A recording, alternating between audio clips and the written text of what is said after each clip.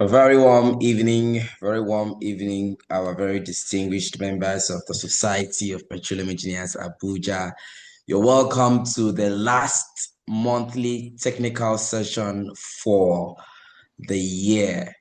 Of course, today we are going to be speaking and learning on the topic, the role of engineers in environmental regulation.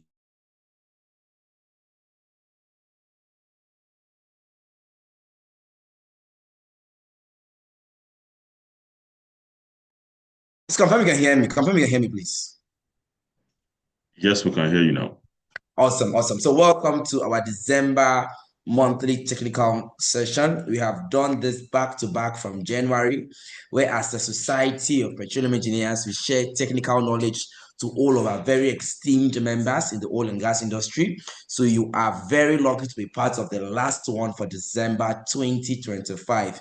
If you're excited to see the last MTM of the year, can you just go to the comment section and tell us why you're grateful to see December 2025 and why you're excited to be part of this MTM? Let's go to the comment section. Let's know the part of Abuja or Nigeria you're joining us from, and then tell us why you have gratitude to be part of this MTM. Of course, the theme is the role of engineers in environmental regulation, and we are so honored to have a process specialist from Innovate Consultant, Nasir Adio, who would be doing justice on this theme today. So while we await the comments on the comment box, I'll also appeal, please share the link to all of your colleagues, your WhatsApp groups, your LinkedIn pages, the DMs. Tell your colleagues that we have a very, very interesting topic for today. Of course, you can join. It's a free event. However, please understand that this event is recorded on YouTube, where you can always go back and refresh your memory. So, ladies and gentlemen, welcome and welcome to this MTM. I'm going to give us about 2 minutes to send the link to our colleagues and friends. And in 2 minutes' time, I'll be back to continue the event. But before that, can I see your comments on the chat box? Where are you joining us from? Which part of Abuja, which part of Nigeria, which part of Africa are you joining us from? And what do you hope to take away from today's events? I can see Abdullah Dada, Armar Abubakar Ahmad, Igwe Justus Imobon Uto, Sharif Badamusi, and Simbiat Olawore. I'd like to see your comments. Where are you joining us from? Please, while we wait for 2 minutes before we continue the event. Thank you.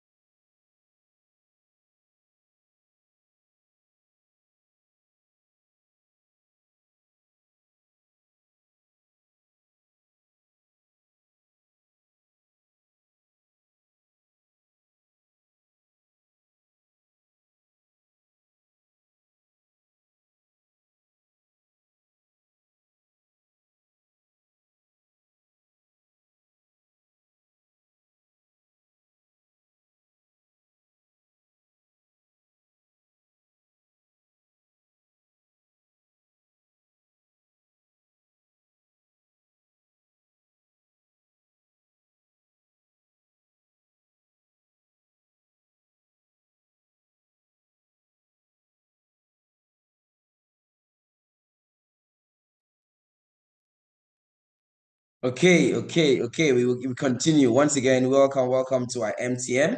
And we believe that you have shared the links to all of your colleagues as we advised earlier on. Today, our MTM is on the theme, the role of engineers in environmental regulation.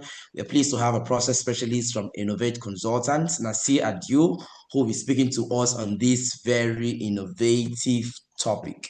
Ladies and gentlemen, on your screen is the agenda for today's event. I believe you can see it.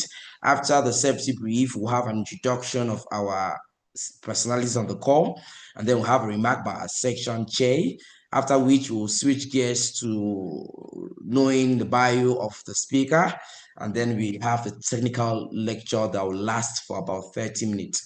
In 30 minutes, Nasir Adi will be done with his lecture, and you have the opportunity to ask him questions, which will last for 15 minutes. You can drop your questions in the chat box or you raise your hands and they will give you the opportunity to speak and ask your questions. And then we have a closing remark by our amiable programs chairman who will join on the call shortly. So ladies and gentlemen, let's continue by recognizing some amazing personalities on the call. We'll start by saying a warm welcome to the section chair, Engineer Ikechukwu Okafor, PhD. Of course, he's ably represented by the SPE alternate chairs, Engineer Igwe Justus. A very warm evening to you, Engineer Igwe Justus.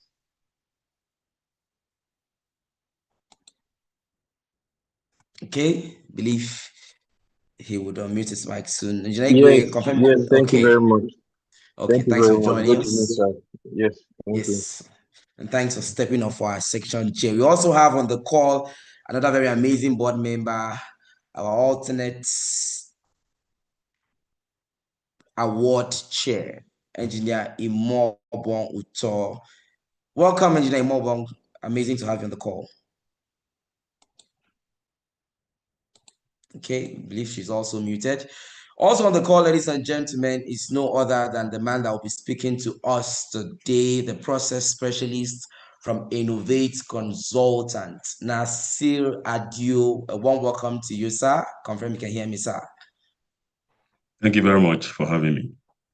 Okay, thank you so much, sir. And it's a pleasure to have you as a speaker at our events today. We also welcome all of the amazing senior members from the Society of Petroleum Engineers on the call. We are pleased to also have, of course, on the call, we can see the programs chair, Professor Kafayat Adeyemi on the call. Professor Kafayat, a warm evening to you, ma'am. Hello, good evening, everyone. Thank you, Akpan. Good evening, ma'am. Welcome. Also on the call, we have the Secretary of the Section, Abdurafi Egbeyemi on the call. Welcome, Secretary of the Section. Welcome. Thank you, sir, for joining us. Ladies and gentlemen, we are pleased to have several student members, board members on the call. Welcome.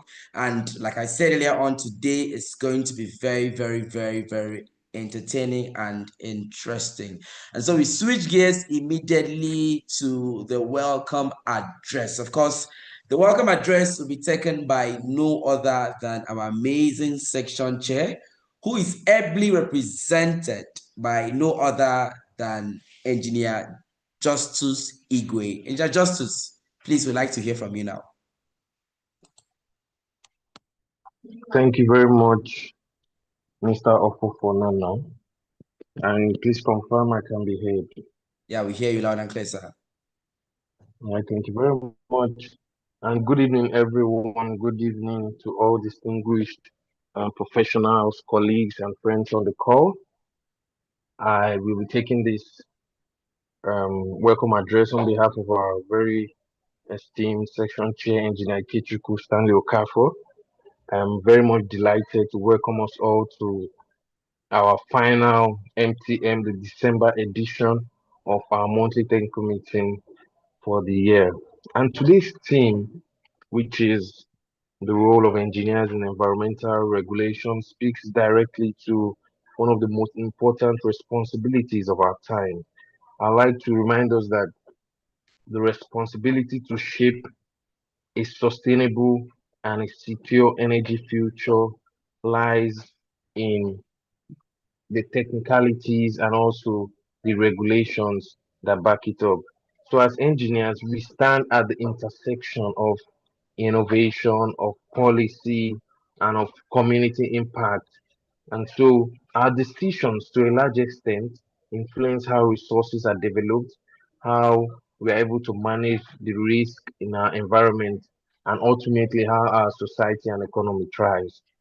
We'll get to know more about this in the call today, and so we are very much privileged to have with us a highly experienced professional, Nasser Adio, a process specialist with Innovate Consultants, who will be leading this insightful conversation. Thank you very much, sir. We believe that his depth of knowledge and his expertise will bring an invaluable perspective to this topic, and that will continue to shape our industry standards and our national priorities as a whole. So I'm just here to encourage everyone to listen closely, pay rapt attention, engage actively, reflect on everything that's been said, and also ask questions. Ask questions to be able to get the most out of this session. We believe that our individual contributions will strengthen the conversation and ensure that we have a very good environmental landscape in our engineering industry. Thank you for joining us today, and we're glad to have you. We look forward to a very rich and meaningful conversation. Thank you. Over to you, Mr. Fofonano. Thank you. Please, can we give some virtual applause to our amazing section chair represented by the SPK's chair? Thank you so much, Engineer Justus, for that opening remarks. Ladies and gentlemen, we are about to go straight into business. Of course, today's session will explore engineering methods and tools that strengthen compliance, reduce environmental risk, and support national and international sustainability targets. Of course, it's equipped to to equip professionals across the value chain with the knowledge needed to navigate regulatory expectations while fostering innovation and environmental stewardship. And to take us on this amazing topic is a process specialist with Innovate Consultants based in Canada. He obtained a bachelor's degree in geology from Olabisi Onabanjo University. And after completing the mandatory National Youth Service Program, he secured an AGIP NNPC scholarship that allowed him to pursue an MSc in oil and gas engineering at the University of Aberdeen. He has a stint at media and policy advocacy in the early parts of his career before transitioning into energy industry. His experience in the energy sector spans across reservoir and subsurface production allocation and accounting, surface facility design, as well as operation and maintenance. He is familiar with energy sector regulations across Africa, the Middle East, and North America. Ladies and gentlemen, introducing our process specialist, Innovate Consultants, the amazing Nasser Adio. Over to you, sir, for the next 30 minutes for your lecture. Confirm you can take over stage, sir. Thank you very much, the Mr. Moderator, for a very wonderful welcome. I feel honored to be in this meeting with every wonderful person present here today, and thank you very much. We'll just go straight into it.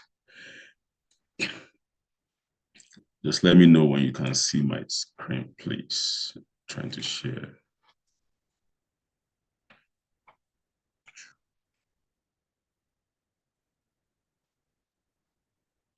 Can you see my screen, please?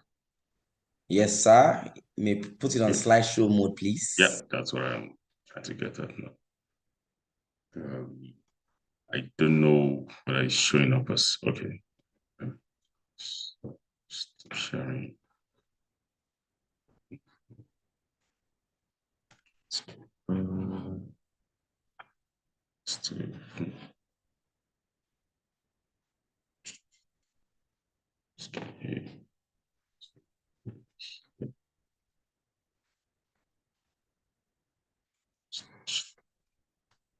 skips to, sorry, just 1 second.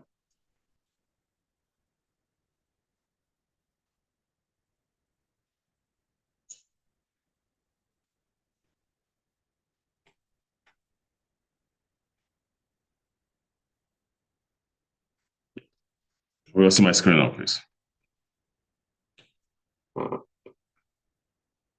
Can you see my screen, please? Yes, Can you confirm? please. Very well. Okay, thank you very much. So, good evening once again. My name is Nasir Adio with Innovate Consultants based out of Calgary in Alberta. So we'll be going through roles of engineers in changing, or let me say, dynamic regulatory environment, because there's been all kind of regulations that have been coming up, and it's a fast-paced environment, and we just have to have this conversation so we know what our responsibilities are as engineers to ensure compliance and to ensure, like the opening speaker mentioned, that ensures sustainability and and continuity of business. So we'll be going through this general outline, but feel free to jump in to interject me and ask your question. So we'll go through what the engineer and the profession is actually like, and also what we do, and we'll just take a brief description of what the oil and gas operation has been. Our focus mostly, what I'll be sharing today will be mostly on oil and gas operation and how we impact the environment and what we're also trying to do in our little ways to ensure compliance with the new regulations. So we'll look at key regulation drivers, we'll take a case study, and we'll try to bring the offshore experience home and see how much more we can do. So at the beginning, we all know that there are different opinions and narratives about where does the field of engineering actually started from. Some will argue it's all about, it started from the military. Some will argue it's civil, because people started building roads, building homes. And one way or the other, those are forms of engineering profession in their own right. But today we have several disciplines and specializations and sub-specialization in the field of engineering, and they all revolve around 4 foundational branches, which is civil, mechanical, chemical, and electrical. So today, I can't even count how many specialization of engineering we do have. So one thing to differentiate is scientists from engineers. Sadly, we are not scientists. As engineers, we are defined, I think, appropriately by one very respected British engineer that I agree with, Ove Arup. Our profession is an art, but it's an art that utilizes scientific principles and laws to solve practical problems. And when people come to us as engineers, they are not looking for us to analyze the problem. They are looking to us for solution. They are looking to us to ensure that things are done the way they come out of the hole when there's a problem. So that's mostly our focus. And we, of course, we do research as well, but our research is always focused on solving a problem. So in summary, you can define the profession as either we are focusing on solving a current problem, or we are engaging in research work that is going to bring about innovation or creative technologies that will help alleviate future problems or that will help solve future problems. So that is mostly the focus of the field of engineering. We will talk about oil and gas operation. It's one of the most welcoming field in terms of career. And outside of even engineering, we know that practically everybody, any profession you can mention, can work in the field of oil and gas. And it's a field that has adopted several innovations from different kind of discipline or sub-disciplines of engineering. For example, the advent of FPSO, for example, is something that was borrowed from military advancement during the Second World War. All those guys that are building ships, they transferred the knowledge. So it's a field that welcomed transferable skills from different sub-disciplines. So that's the way, and it's one of the most dynamic environments when it comes to regulatory and policy changes. And we'll see why that is so. And it's so dynamic because it's the economic backbone. The oil and gas sector is the economic backbone of several countries, and Nigeria is not exempted from that. So we still get most of our revenue from oil and gas operations and activities.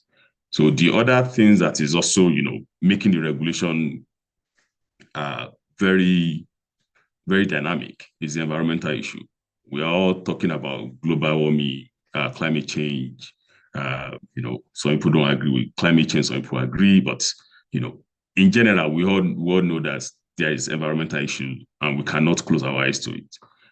And another thing that is driving the regulations are accident and incidents.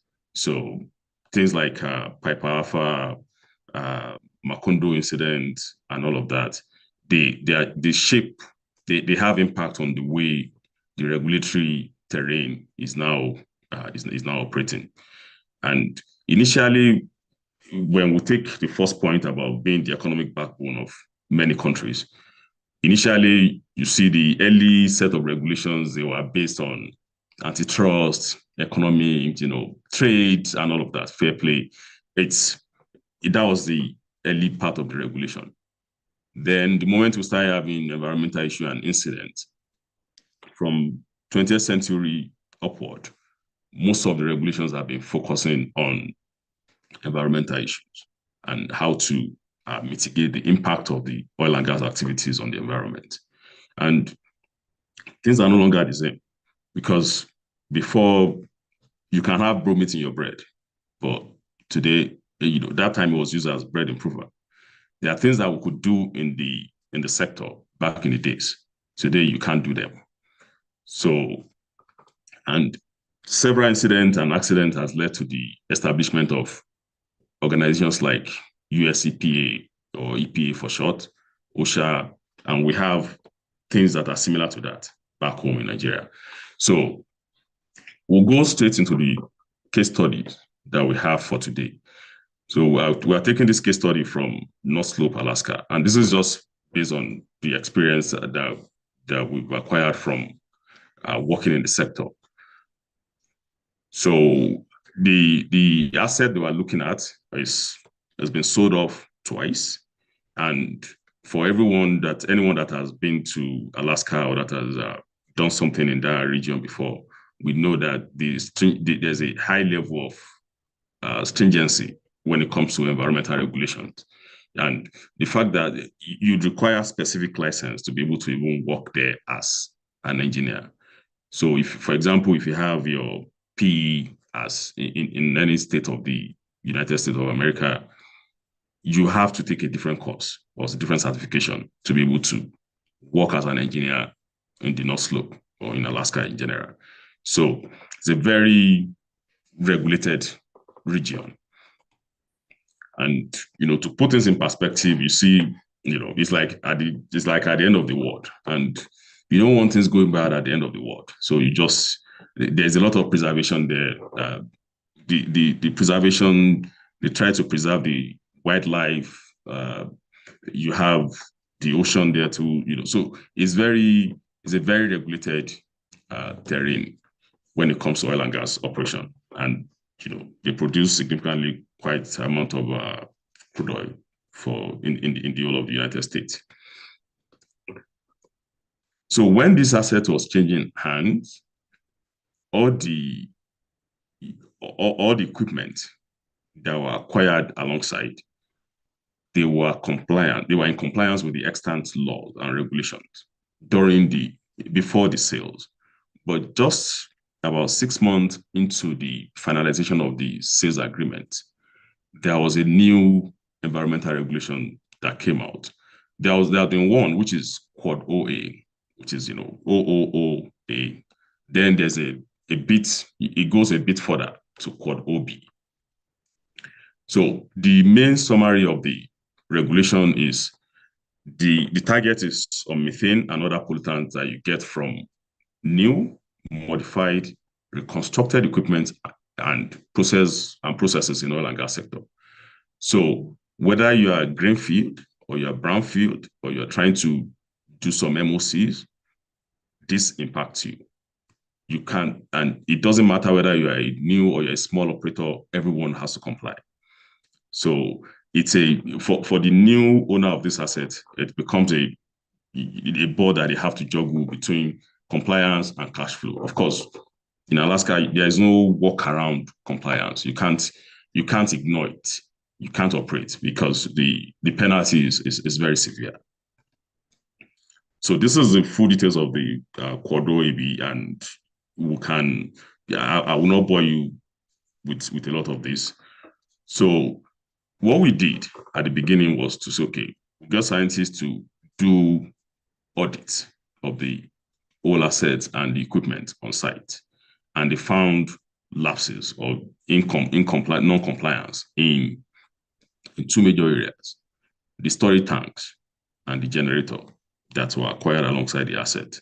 And that became a source of concern because you can't produce directly into the pipeline.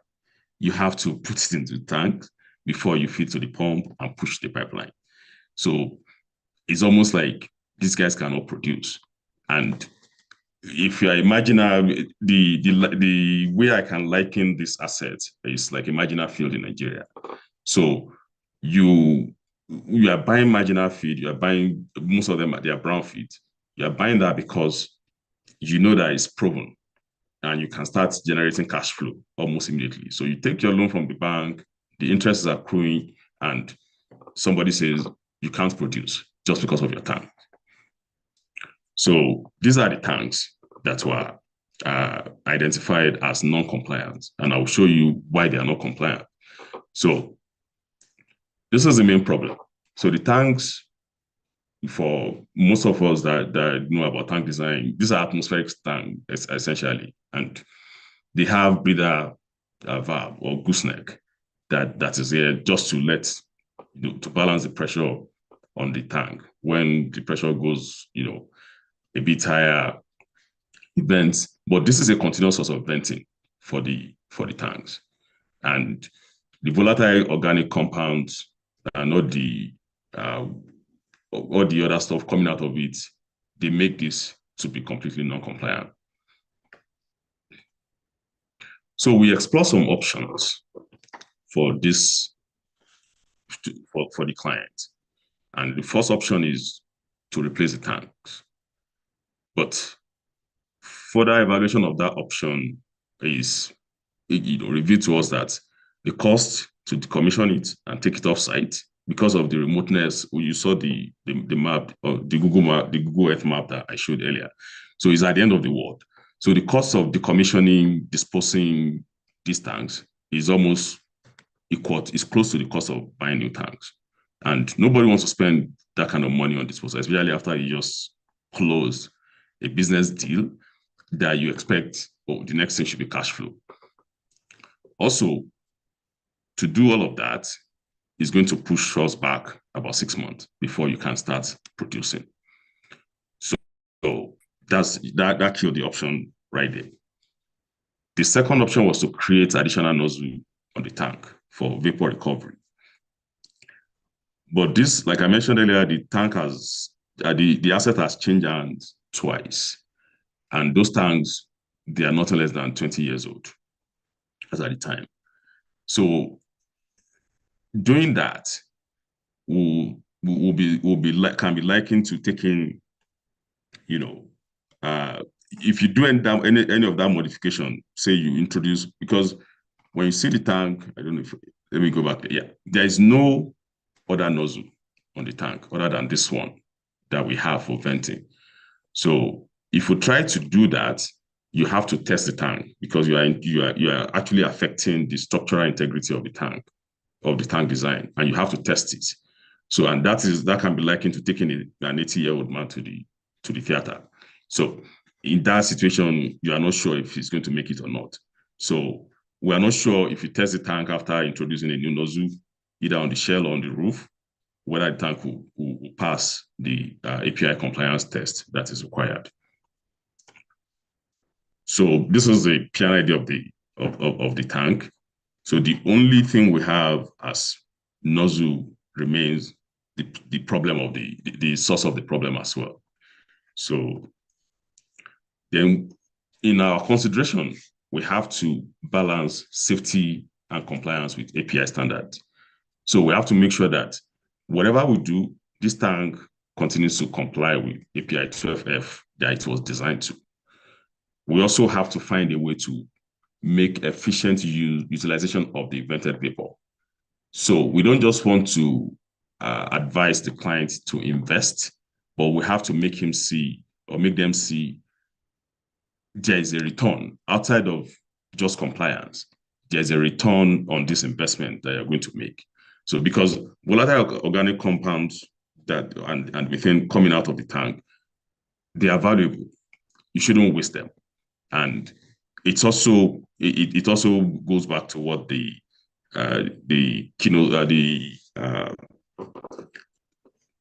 first speaker said about being responsible and using energy sustainably.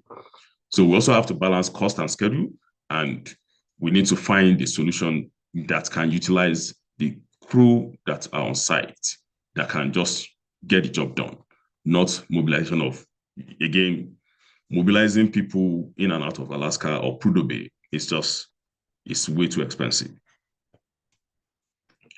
So this is part of the solution that we identified. So this is a TFATch, and it works like your PSV. So if the pressure in the tank gets above the set point, it pops. And if it gets below, it also brings in the ambient air so that you can ensure that the tank doesn't go into vacuum. So with that, we do have something so this is the PNI, the representation of the TFATch. So we do have something as a safeguard for the tank. So what we did was to now utilize the same problem source, the flange that the gooseneck is connected to. So we created a blanketing loop from there. And when I say loop, it means, so we have the in and out of the blanketing system through that same gooseneck. So the the blanketing gas goes in when the pressure of the tank is getting lower, and the blanketing gas goes out when the pressure is above the set pressure of the regulators. So I will show you, and we also didn't have to bring in nitrogen because we will try to utilize the associated gas that is already on site, that is produced alongside the oil that has been produced in that on the field. So then it's gas and oil. There is no requirement for no concern about cross-contamination. The gas is sweet, so we don't have to bring in inert gas. So that will have added more cost to the project. And what we did at the end of the day is whatever vapor we get out of that, we send it to the VRU, you take the liquid out, you can send it back to the separator, and the gas there will send it back to fuel gas line. So this is the final modification. So you see what it was. This is it on my left, and I hope you can see my cursor. I'm not sure. Okay, so it's right here on the left. We took it out, then we created a flange that brings in. So we actually have 2x100 regulators to bring in blanket gas when the pressure in the tank is getting lower, maybe when you're pumping out liquid from the tank. And if one fails, the other one is there to provide the gas. Then when the pressure is above the set point, for these regulators here. So this one was set at 3.5 ounce of pressure, and the other one was set at about 3 ounce. So if one fails, the other one kicks in. So we have that as protection for overpressure, and we have this as protection for vacuum. And we also have this as our last line of safeguard, the TFAJ, which is going to pop when if the tank pressure ever gets to 4 ounce. So that's how we try to resolve that problem. So with that approach, we're not venting, we're in compliance. And because what we were venting before was money, it is valuable. So we're able to utilize it on the field, on site, and also the liquid that we're able to drain from it goes back to the crude being produced.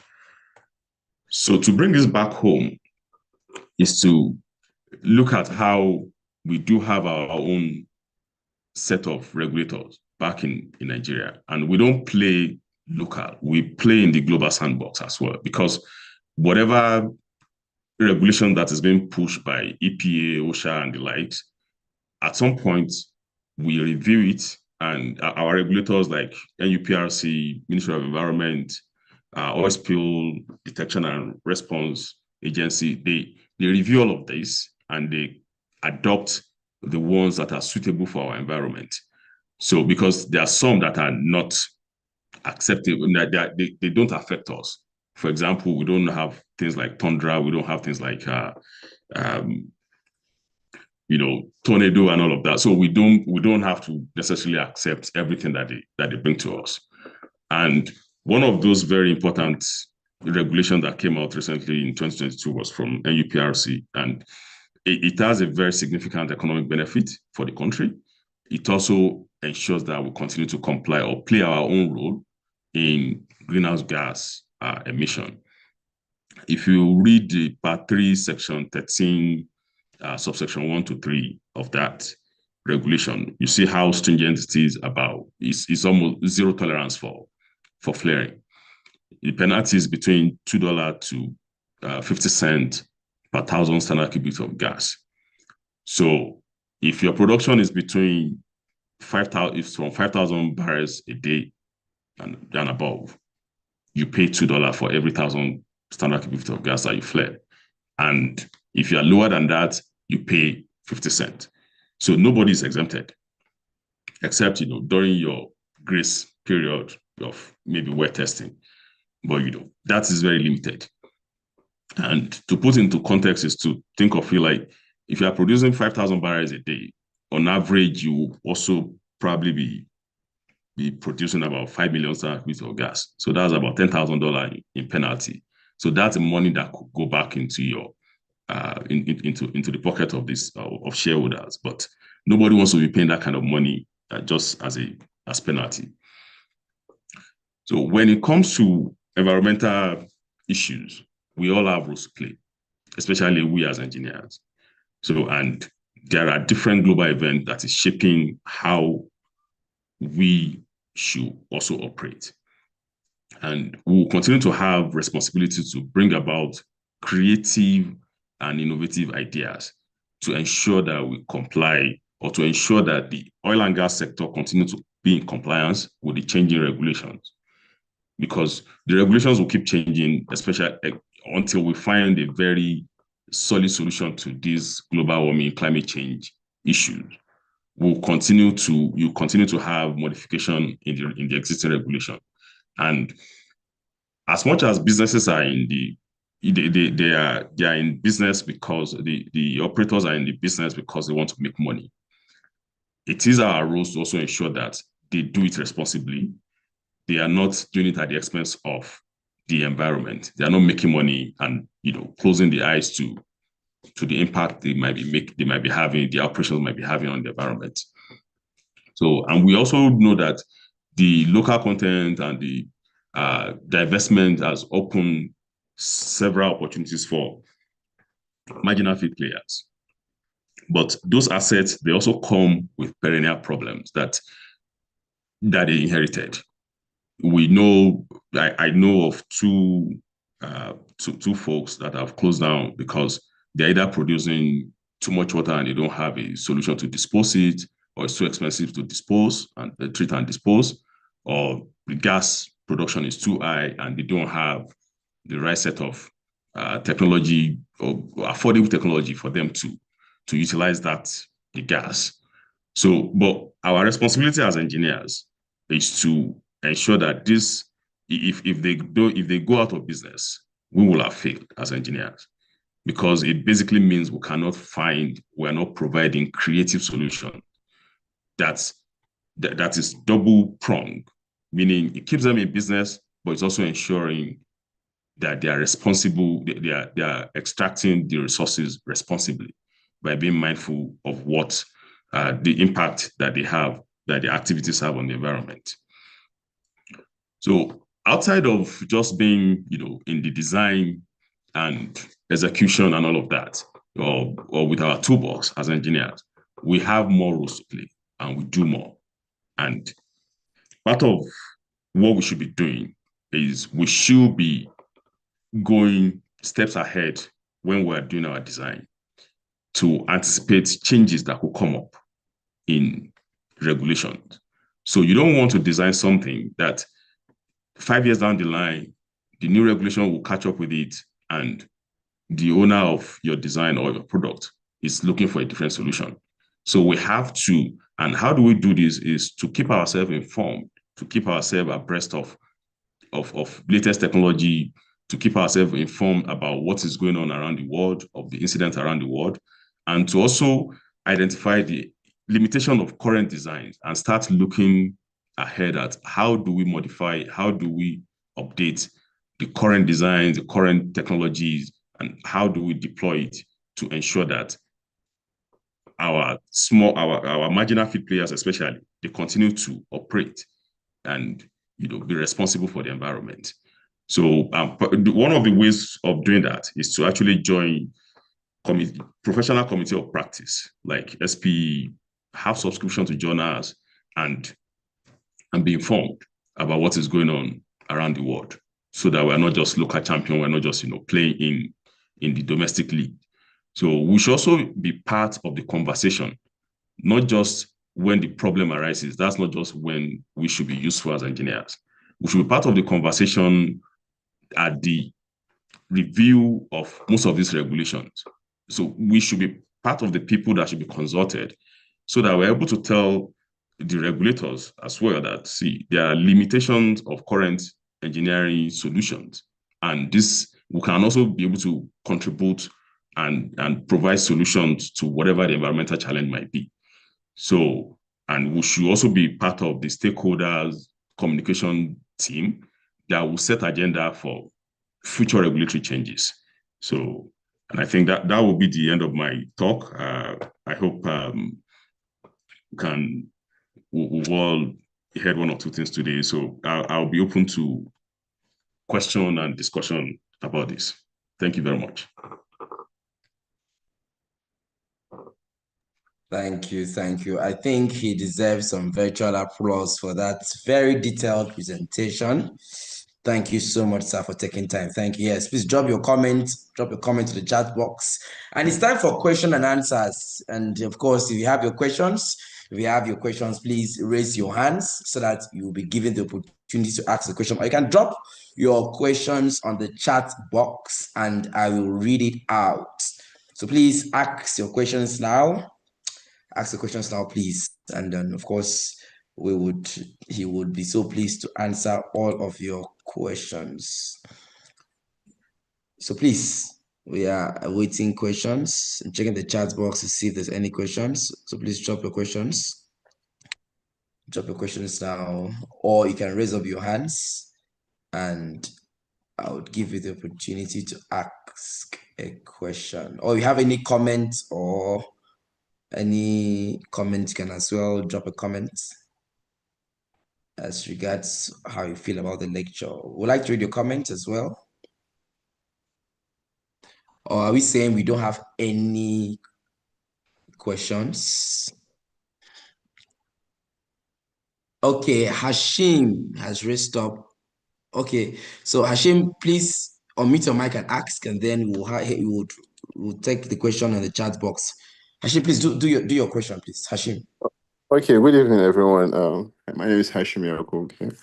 And good evening, or good afternoon, or morning, with Mr. Nasser. My question is, how do we? I mean, thank you, very, very, very great presentation. Thanks for sharing your insights as well as your experiences. The question I have is, how do we, I guess, get the industry here in Nigeria to adapt? In your opinion, what recommendations do you have that we can get the industry here in Nigeria to adapt some of these learnings from other places in the world? At least our local players, the new players coming into the sector, by virtue of the opportunities created by the PIA. How do we get them to learn about these things that are happening in other parts of the world, and also get them to adapt or adopt some of these technologies? Thank you very much, Mr. Hashim. I think to get people to adopt technology is probably not very easy, especially if you don't see directly the impact of what your activity is on the environment. So the onus mostly is on regulators, because, and of course, enforcement is one of the most difficult part of regulation or any law. You can make any law. How do you enforce it? It costs a lot to enforce it. You can't have police all over the place, but you have to scapegoat, and so that's part of that's one of the ways to. People need to see, or operators need to see, there are consequences for their actions. So if you have the regulation that has been adopted all over the world, and you find people not in compliance, I think if the regulators make a scapegoat of one of the operators, it tells people to sit up. We all know that if you see a LASMA or a police arresting someone, at that point, everybody, at least you be of your best behavior, but not to also always wielding the stick. As punishment is not always the way, but it's to also continue to have sessions like this and get people like NUPRC not to just be a regulator, but also to be campaigners of such regulations and technologies, to visit the operators, to introduce to them, to get people who are the technical expertise, to get them to organize seminars and trainings, even for operators, to say, this is what we should be looking at, and to also let them see how there are little efforts, because we should, there's this saying, I don't know exactly who said it, that act locally, think globally. So make them see that whatever they do has consequence on the global environment. So that will be my own suggestion.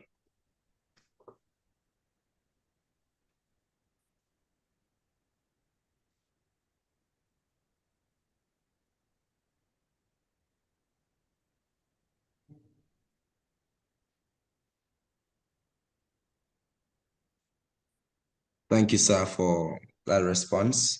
Confirm you've gotten the response you wanted, Hashim? Yes, I did. Thank you very much. Okay, we have comments from Mercy for Lion. It was an amazing session learning about safety practices and also the case study shared. And then Tajuddin Adeleke is asking about the aim of SPE. Would talk about that at the tail end of this event. Kindly remain to the end. And you say you join late. So if you join late, you visit our YouTube page, search SPE Abuja section on YouTube. You'll see this video from when we started and our past technical lectures where you can refresh your memories. Okay, the next question we have from Mustafa Bashir. How do you stay current with the latest technology in your field? That's the last question we have for today from Mustafa. Over to you, Nasir. Yeah, thank you, Mr. Mustafa Bashir. Yes, I mentioned it as part of the slide the other time. A lot of time we feel maybe the information is, I don't want to say information now, say data is available now to almost everybody, but information is not. Information is the valuable data that you get out of data set or bunch of data that you have. Everybody can go on the internet now. You can be anything if you sit on the internet right now and learn about anything. But that does not replace the value of peer review, the value of professional community of practice. So one of the best way to keep yourself abreast or to keep yourself informed about latest technology and advancement in your field is to belong to a society like SPE, if you're a geologist, AAPG, NAPE, and all of that. You see, when you go for seminars and conferences like this, people talk about latest technology, people share their experiences. And we don't exist in isolation. We rub minds. That's why we always have peer review. You don't write a paper and say, okay, yeah, I've written it, and that's it. No. Some people will review whatever you've written, and they will critique it, and they will send you comments. So also subscription to journals will always give you some edge about latest technology. So those will be my recommendation. Join professional community of practice, subscribe to technical journals. That will always, be very helpful.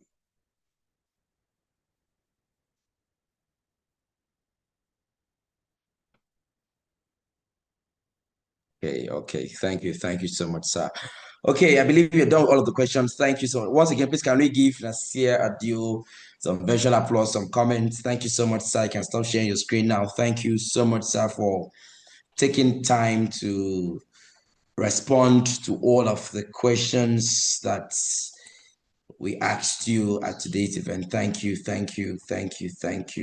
So, ladies and gentlemen, we continue the session.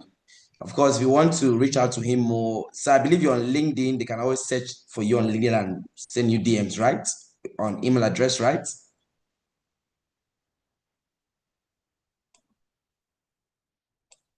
Nasir. Okay, yes, I guess you're not here. Okay, so yes. you can drop your email address on the chat box. I'll drop my email address in the chat box. So thank you. So, ladies and gentlemen, for those that would like to know Tajuddin, you had asked about SPE on your screen. I believe you can see it. Society of Petroleum Engineers is an organization for all of today's industry professionals, regardless of experience or course of study. As far as you work in the energy sector, you are eligible to be part of the Society of Petroleum Engineers. We have professional member benefits and student member benefits. A few of the professional member benefits includes discounted event registration, special pricing on books and subscriptions, discounts on papers in our One Petro library, subscriptions to the Journal of Petroleum Technology. And here in Nigeria, we have about 5 flagship events where we host every year and where we bring members to learn about the latest technology in the oil and gas industry. Of course, in section level, we also have monthly technical meetings like this one, where we share latest technologies for our members to learn. So you are most invited and welcome to be a part of SPE. Now, to be a member of SPE Abuja, it costs 77,500 naira. And if you're already a member, to renew your membership, it costs 62,500 naira. Should you want to be a member, please take a screenshot of the flyer on your screen and send a DM to our membership chair, Engineer Dr. Ogene Rume. He will be so pleased to respond to you and help you with renewing your membership. We also like to announce that we are, the accounts on the screen. you want to make payment, please take a screenshot so that you can make payment. And then you send this proof of payment to our membership chair, Engineer Dr. Ogene Rumo Ogolo. We also like to announce that we are on all social media platforms from LinkedIn to Facebook to Twitter, now called X, to Facebook, and of course YouTube. All of our technical sessions like this are live on YouTube. So please, you can do yourself a favor by visiting YouTube to watch past technical sessions and our past events. We have an event which would be to celebrate the United Nations Human Rights Day on the 10th of December. Of course, the theme is human rights are everyday essential. We will be focusing on the topic, advancing human rights through sustainable energy access for all. You can register for the event. And of course, we would be pleased to have you learn as usual. Our biggest flagship event is the Nigerian Annual International Conference and Exhibition. Next year, it holds on the 3rd of August to the 5th of August, 2026 at the Eco Hotels and Suites. To this, you are calling for abstracts. We are calling for abstracts where you submit to abstracts. Please do us a favor by taking a screenshot of what you've seen on your screen. And you could also submit your abstract on or before the 9th of January, 2026. And of course, for all of our student members online, we have an amazing event coming up on 9th of December, 2025. It's a student affairs lecture series, Real Talk, Real Topic, where we'll have a medical doctor, Dr. Sadatu Sule, speak to us on balancing the barrel, career stress, and mental health for students and young professionals. So our YPs, our student members, even our senior members who would like to learn on mental health, please do well to register with the link you see on the screen or visit our LinkedIn page. You have the link there and register. Ladies and gentlemen, wrap up the events right now with a closing remark. And of course, to take the closing remark on the call, we are pleased to have our assistant programs chair. We'd like to welcome Dr. Malami Mohammed as he takes the closing remarks. Dr. Malami Mohammed, is he on the call?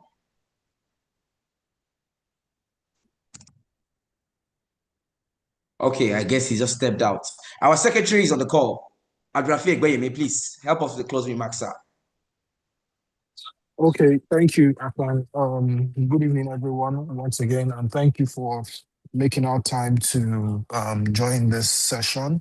I want to thank our facilitator for a very insightful presentation, which I believe was very helpful and was very, give everyone new knowledge, and I want to appreciate him for his time. And once again, just to implore all of us to also, for those of us that are not members of the session, to use the flyers that have been shared to join SPE. There's a lot of benefits from being members of this. I can say that for a fact. So thank you all, and I wish everybody a great evening. And for those in transit, please a safe drive home. And for those who are from different parts of the country, thank you for joining, and I wish us all a great evening. Thank you. Over to you all. Thank you. So ladies and gentlemen, please, let's have a quick shot for the gram. Kindly turn on your video cameras. Thank you, Secretary, for that amazing closing remark. Please turn on your video cameras. I can see our student affairs, Aisha and Chinaza on the call. Nafisa, we see you on the call. Ebelonu, we see you on the call. Thank you. Falalu, thank you. Please turn on your video cameras. Let's have a screenshot. Thank you. Ebelonu, thank you so much. Mercy, thank you. Asmao Bello Ibrahim, thank you. Turn my video cameras. When I say SP Abuja, you respond with culture of excellence and you give me your thumbs up and then we wrap up. So